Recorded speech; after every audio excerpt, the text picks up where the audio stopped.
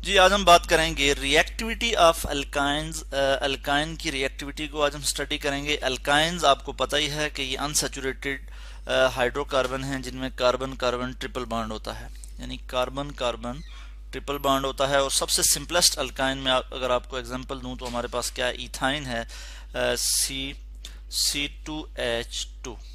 ठीक हो गया, ये क्या है, ये अल्काइन है। तो अल्काइन की रिएक्टिविटी में अगर हम इसकी रिएक्टिविटी अगर हम डिस्कस करें तो इसमें हमें पता है कि जो सबसे पहला बॉन्ड है वो, यानी ये वाला जो बॉन्ड है, इसको हम कहते हैं ये सिग्मा बॉन्ड है।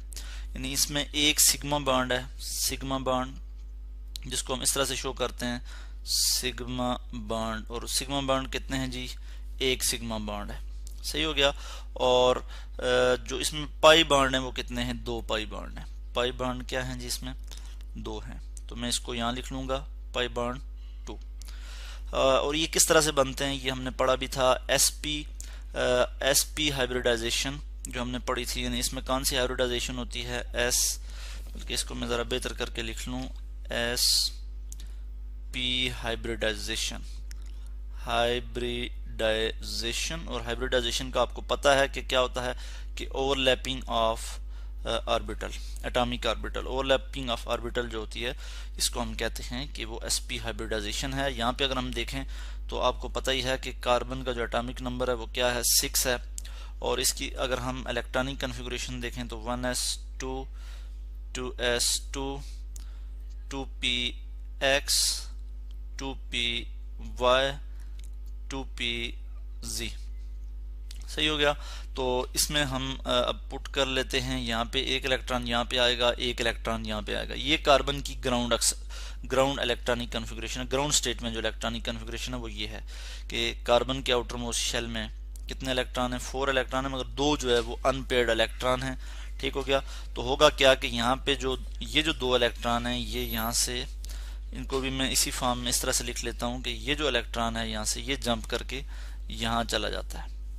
तो यहाँ पे फिर क्या हो जाता है कि यहाँ पे भी एक इलेक्ट्रॉन इस तरह से आ जाता है, और 1 2 3 4, ठीक है, 4 अनपेयर्ड इलेक्ट्रॉन आगे हैं। यहाँ पे क्या होता है कि 2s और 2px, ये दो ऑर्बिटल जो है आपस में इंटरमिक्स होते हैं, और हमारे पास दो sp हाइब्रिड ऑर्बिटल आ जाते हैं। ठीक है जी, इस तरह से मैंने यहाँ पे लिख लिया, 2s और 2px ये आपस में इंटरमिक्स होंगे, और हमारे पास दो हाइब्रिड ऑर्बिटल आ जाएंगे, sp, यानी दो sp हाइब्रिड ऑर्बिटल आ जाएंगे।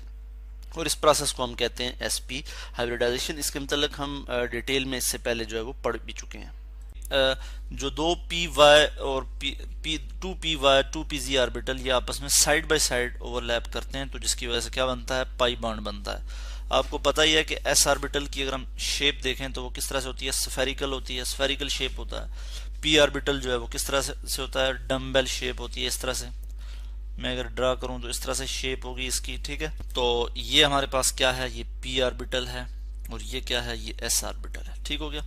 तो अब अगर मैं इसको देखूं कि ये ओवरलैपिंग होती किस तरह से है, तो मैं एक आपको डायग्राम यहाँ पे दिखाऊंगा, और इस डायग्राम की मदद से हम समझेंगे कि किस तरह से जो है इसमें ओवरलैपिंग होती है। तो ये आप देख सकते हैं कि ये कार्बन है, ठीक है, कार्बन एटम, ये sp ऑर्बिटल आपस में ये ओवरलैप करके सिग्मा बॉन्ड बना रहे हैं। इसी तरह sp-s ऑर्बिटल ओवरलैप करके या हाइड्रोजन के साथ एक बॉन्ड बना रहे हैं। ठीक हो गया। और py और pz ऑर्बिटल जो हैं ये आपस में साइड बाय साइड ओवरलैप करके दो पाई बॉन्ड बना रहे हैं। हाइड्रोजन के पास आउटर मोस्ट शेल में एक s ऑर्बिटल है, ठीक है, और यहाँ पे ये कार्बन के पास sp ऑर्बिटल है।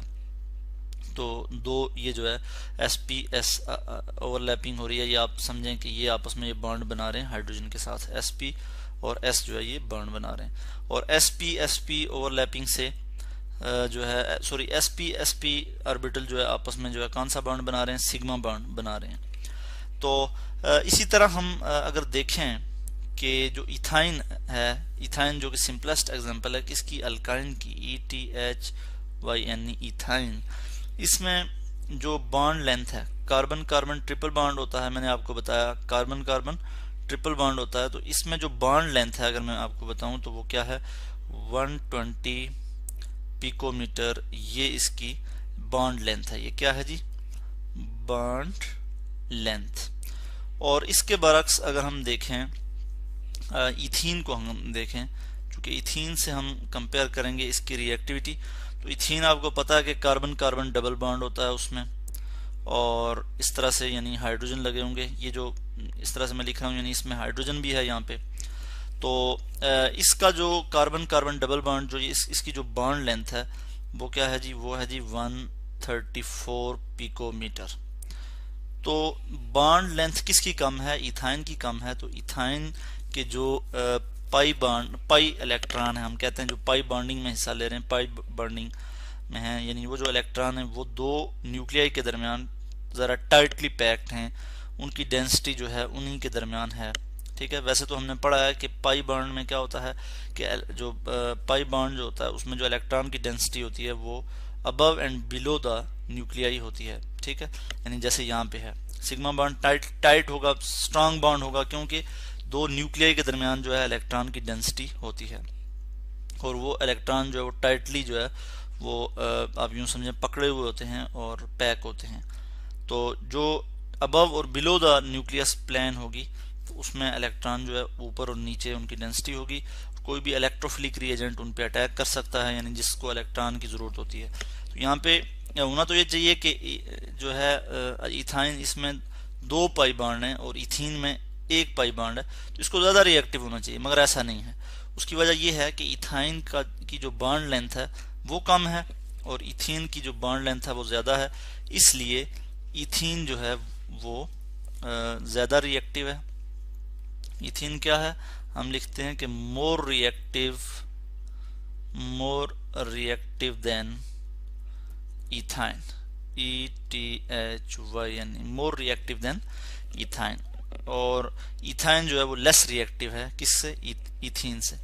ठीक है, यानी इसमें जो पाई इलेक्ट्रॉन्स हैं और pi electrons of triple bond, ethyne की मैं बात कर रहा हूँ कि pi electrons of triple bond they are less exposed than the pi electron of the double bond, कि वो जो इथाइन के जो पाई इलेक्ट्रॉन है वो लेस एक्सपोज हैं किससे, इथीन से, क्योंकि इसमें जो बॉन्ड लेंथ है वो शॉर्ट है और इलेक्ट्रॉन जो है वो क्लोजली पैक हैं। अगर ये न्यूक्लियाई है इसका और एक न्यूक्लियाई इसका ये है तो इनके दरमियान इलेक्ट्रॉन की डेंसिटी ज़्यादा है, जिसकी वजह से वो कम एक्सपोज हैं और इथाइन जो है वो लेस रिएक्टिव है देन इथीन। तो इस तरह से आज हमने स्टडी किया कि रिएक्टिविटी ऑफ अल्काइंस।